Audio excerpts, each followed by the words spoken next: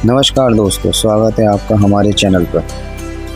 आज हम निकल चुके हैं भारत के सबसे पवित्र स्थान पर, त्रिवेणी संगम, मुरादाबाद से संगम की ओर, जहां गंगा, यमुना और सरस्वती का संगम होता है। तो चलिए शुरू करते हैं आज का खास ब्लॉग। हम चलने वाले हैं इस बस से। इस बस के कार्यकर्ता हम हैं और हम ले जाने वाले 61 जनों को संगम की ओर, इस संगम की ओर। चलिए सफ़र की शुरुआत करते हैं बस की पूजा अर्चना से। पूजा अर्चना करके निकलते हैं हम अपने सफ़र की ओर, भगवान का नाम लेकर।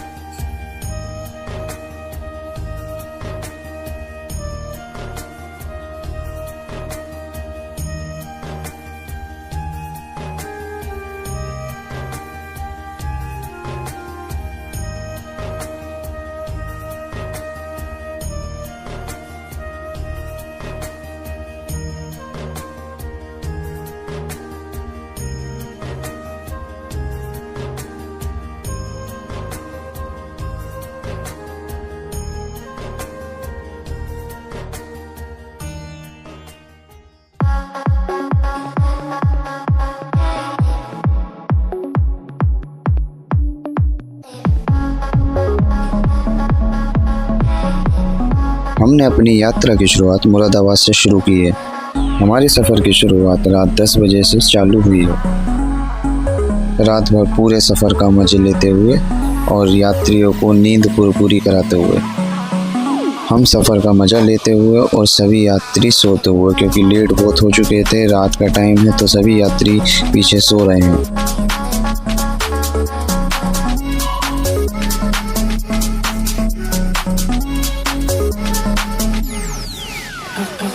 गुड मॉर्निंग दोस्तों, मॉर्निंग हो चुकी थी और अभी हमारे सभी यात्री सो ही रहे हैं, क्योंकि सुबह 5 बजे का टाइम है, अभी किसी की आंख नहीं खुली है। और इस बीच हमने काफ़ी लंबा सफ़र तय कर लिया था, कम से कम 300 किलोमीटर तक का। फिर बीच में एक स्टे लेंगे, चाय पानी नाश्ता करेंगे।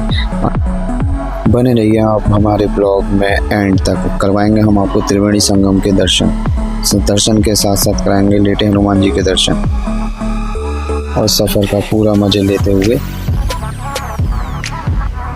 देख सकते हैं मॉर्निंग की रोड कितनी शांत और सुंदर है।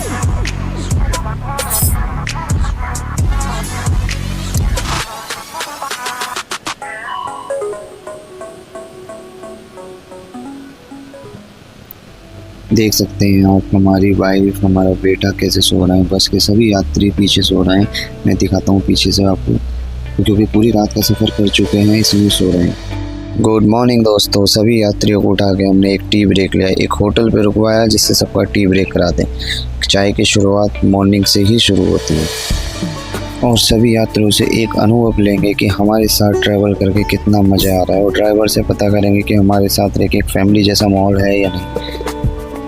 सभी यात्रियों को चाय नाश्ता कराकर बोला कि बस में बैठें, और ड्राइवर से, जिनका नाम प्रदीप यादव है, उनसे भी एक्सपीरियंस लेते हैं कि हमारे साथ रहकर कैसा फैमिली वाला माहौल है। आइए दोस्तों, एक बार एक्सपीरियंस लेते हैं ड्राइवर से कि हमारे साथ आके उन्हें एक कैसा अनुभव हुआ कि रात से चल रहे हैं। आइए चलते हैं ड्राइवर के पास।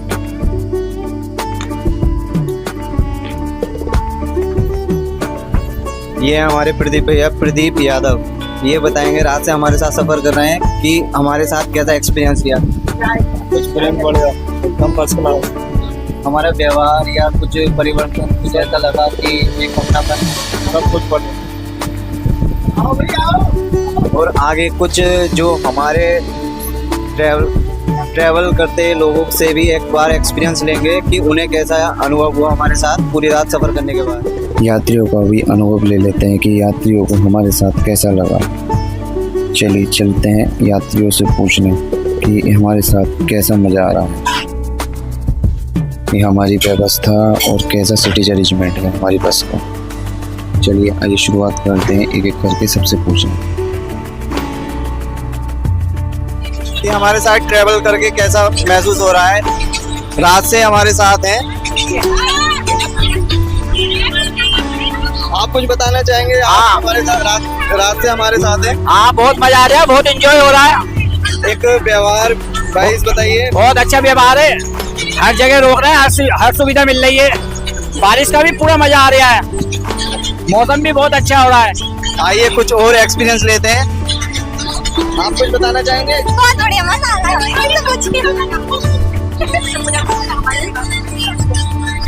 आओ आगे एक्सपीरियंस लेते हैं। शर्मा गई, ये कन्या है, शर्मा गई।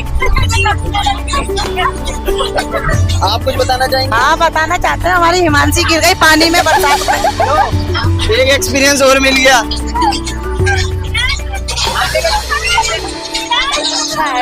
बाकी बस आओ।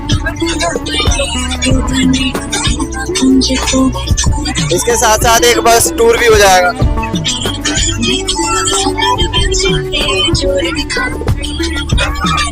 हमारे साथ आगे मौसम कैसा लगा आपको? बढ़िया लगा। पानी सबकी चाहिए। हमारे साथ कैसा लगा? बढ़िया, मजा आ गया। अभी कुछ दिखाओ तो भैया, अभी तो अभी तो प्रयागराज पहुंचेंगे तब पता चलेगी। ताजमहल का पड़ेगा। ताजमहल नया बनवाया हमने अयोध्या में, राम जी का। सवारी हमारी बाहर की भी है, जैसे उत्तराखंड, अमरोहा, यूपी। तो एक बार पता कर लेते हैं ये सब कहाँ से आए। आप कहाँ से आए? काशीपुर। काशीपुर उत्तराखंड में आता है। हमने उत्तराखंड से ही है काशीपुर। हाँ जी, कहाँ से आए हैं? हम बिहार। ये भाई साहब बिहार से आए हमारे। भैया आप कहाँ से? भैया तो शर्मा गए। उत्तराखंड, तमिलनाडु। भैया तो तमिलनाडु से आए। पीछे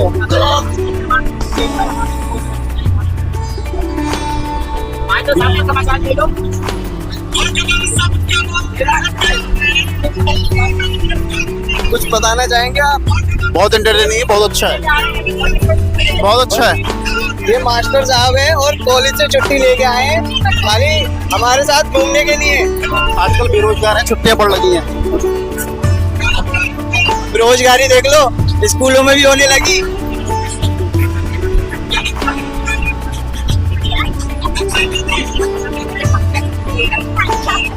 आप कहाँ से आए?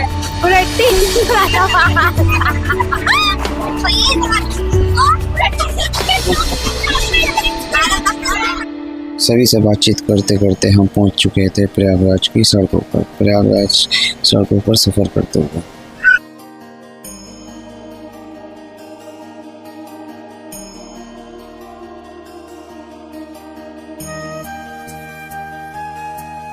थोड़ी देर बाद ही हम पहुंच चुके थे त्रिवेणी संगम। यहाँ से सभी यात्रियों को हम ऑटो कराएंगे, एक एक करके सबको बिठा लेंगे सभी यात्रियों को और पहुंचाएंगे त्रिवेणी संगम। फिर करेंगे हम बोट की यात्रा। बोट की यात्रा से पहुंचेंगे त्रिवेणी संगम, वहाँ सबको स्नान कराएंगे। चलिए करवाते हैं सभी को एक ऑटो, सभी को बिठाते हैं, सही सलामत पहुँचाते हैं त्रिवेणी संगम घाट पर।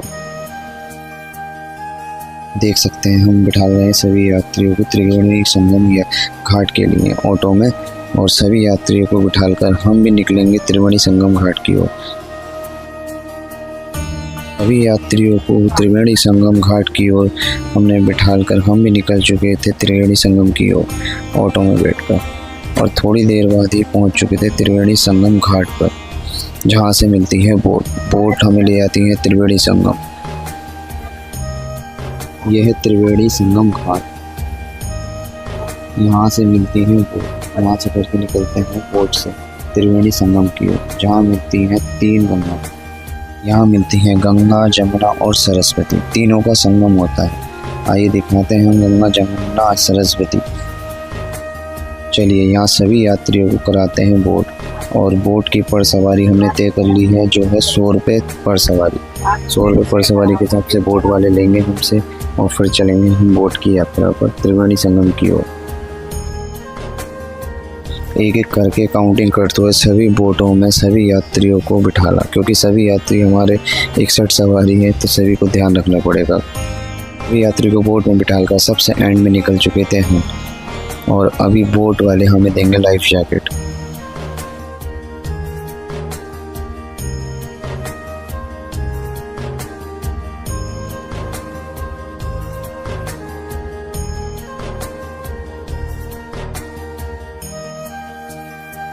सभी को लाइफ जैकेट पहनाकर सुरक्षित संगम की ओर ले जाते हुए भैया ने सबके लिए निकाली लाइफ जैकेट। ये एक एक करके बोट में जितने भी दिख रहे हैं ये हमारे सभी बस के यात्री हैं, क्योंकि सभी यात्रियों की जिम्मेदारी भी हमारे पास ही है और सभी को पहना दी हमने लाइफ जैकेट। और बहुत से जने पहली बार ही बोट पर बैठे हैं और लाइफ जैकेट भी पहली बार ही पहनी है, तो उन्हें लाइफ जैकेट पहनने में भी बहुत दिक्कतें आ रही हैं कि कैसे पहने, कहाँ से बंधेगी, क्या करना है। तो सभी को एक एक करके समझाया गया, फिर बताया गया कि ऐसे ऐसे पहने, क्योंकि सबकी सुरक्षा की जिम्मेदारी हमारे पे, तो ध्यान से ही संगम में ले जाना हो, क्योंकि यहाँ का पानी 30 से 40 फुट गहरा है। इस बीच भैया बोट के लिए तैयार हो चुके होते हैं, चलने के लिए तैयार। और भैया अपनी बोट को सारी बोटों के बीच में से निकालते हुए प्रस्थान करते हैं अपने स्थान पर और चालू करते हैं बोट चलाना।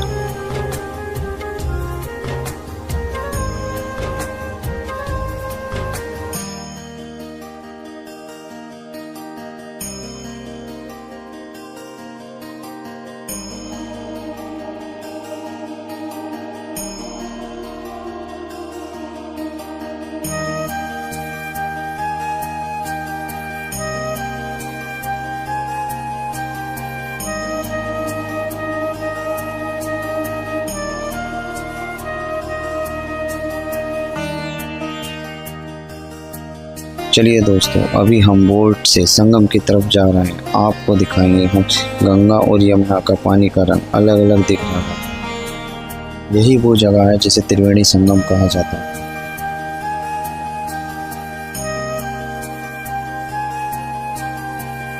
ये हमारे भैया की गर्मी में मेहनत बोट चलाते हुए।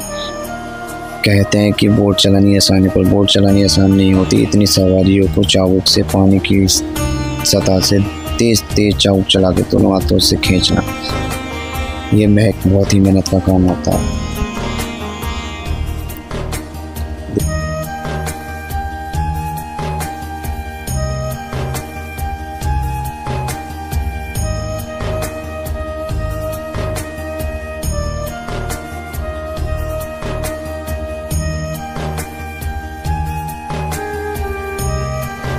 हमें देखने को मिल चुकी थी फ्लोटिंग हाउस वीआईपी बोट्स जो कुंभ में यूज़ करी गई थी, और एक पुलिस स्टेशन जो फ्लोटिंग पुलिस स्टेशन है बोट पे बना हुआ। आपको नहीं दिख रहा होगा, वो अपने कैमरे के पीछे ही है। थोड़ी देर चलने के बाद पहुंच चुके थे हम संगम। आइए दिखाते हैं ड्रोन के माध्यम से एक ड्रोन शॉट लेते हुए। इस ड्रोन शॉट में आप देख सकते हैं पूरी भीड़ भड़का कैसे है। अभी तो पानी कम है, पर जब कुंभ का मेला होता है तो पानी बढ़ा हुआ होता है बहुत, और इस टाइम भीड़ भी कम है। कुंभ के मेले में भीड़ भी। यहाँ ड्रोन के माध्यम से आप दो नदियों का संगम देख सकते हैं, गंगा और जमुना। गंगा और जमुना नदी अलग अलग हैं, आपको पानी के रंग से ही पता चल जाएगा। कुछ बातें इन नदियों के बारे में भैया बताते हैं हमें, सुनिए गौर से। आगरा, मथुरा, दिल्ली होते हुए वृंदावन होते हुए आई। ये यमराज शनि का बहन, सूरज भगवान का पुत्री। और उत्तराखंड से हरिद्वार, ऋषिकेश होते, कानपुर होते हुए गंगा। और सरस्वती माता अंडरग्राउंड। जैसे माता बहन लोग जो है बाल के चोटी बनाते हैं, जड़ों का 3 भाग करते हैं। कंप्लीट होने में कितनी दिखती है?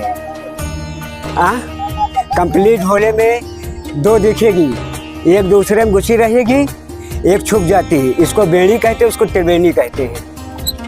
ये तीनों माता का चर्चा क्या है? नारियल फूल। मन में श्रद्धा हो तो लेना, कोई ज़बरदस्ती नहीं। एक घर परिवार के लिए होता, बेटी बेटा के नाम से होता, सुहाग के लिए होता है।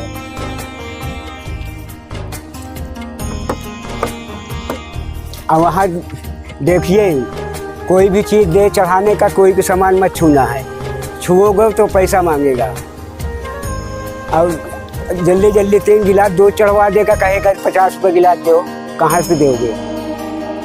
चढ़ाना तो पहले बात कर लेना कि हम 10 रुपये गिलास से ज़्यादा नहीं देंगे, बराबर। ये हमारे साथ हैं, हम आपके लिए अच्छे बता रहे हैं।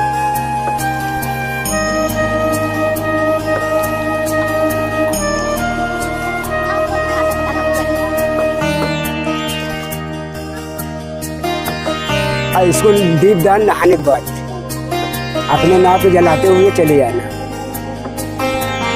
यहाँ स्नान कर बहुत पवित्र ही माना जाता है। यहाँ कहा जाता है कि यह डुबकी लगाने से सारे पाप धुल जाते हैं। स्नान करके मन को एक अलग ही शांति महसूस होती है। स्नान करने के बाद हम पहुंच चुके थे आदि शंकराभिमान मंडप मंदिर। यह मंदिर एक शंकर जी का मंदिर है, एक प्रसिद्ध धार्मिक मंदिर है जो त्रिवेणी संगम के पास स्थित है। यह मंदिर महंत संत और दार्शनिक आदि शंकराचार्य जी की स्मृति से बनाया गया है। यह स्थान आध्यात्मिक साधना, पूजा और दर्शन के लिए बहुत महत्वपूर्ण माना जाता है। मंदिर लगभग 130 फीट की ऊंचाई और 4 मंजिल है। मुख्य रूप से ये भगवान शिव जी की पूजा होती है। महाशिवरात्रि और श्रावण मास में यहाँ भारी भीड़ होती है। संगम के पास होने के कारण यहाँ से बहुत सुंदर दृश्य दिखाई देता है। और फिर इसके बाद हम निकल चुके थे हनुमान मंदिर, जो लेटे हनुमान जी का मंदिर है, जहाँ संगम और माँ गंगा यहाँ हनुमान जी को नहलाने आती हैं। चलिए चलते हैं हनुमान जी के मंदिर की ओर।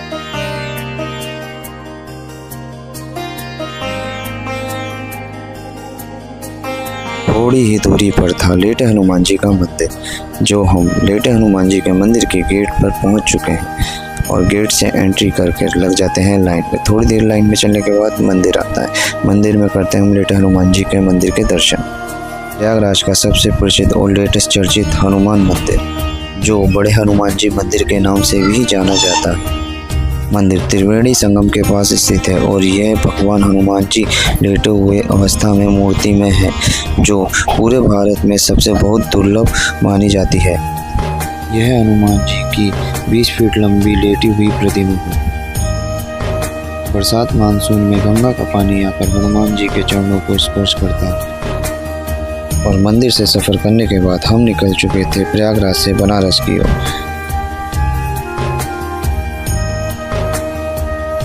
इसके बाद अगला ब्लॉग मिलेगा हमारा बनारस का। तो दोस्तों, कैसा लगा आपको हमारा आज का ब्लॉग? अगर पसंद आया हो तो वीडियो को लाइक करें, चैनल को सब्सक्राइब करें और बेल आइकन को दबाना ना भूलें। मिलते हैं अगले ब्लॉग में। धन्यवाद।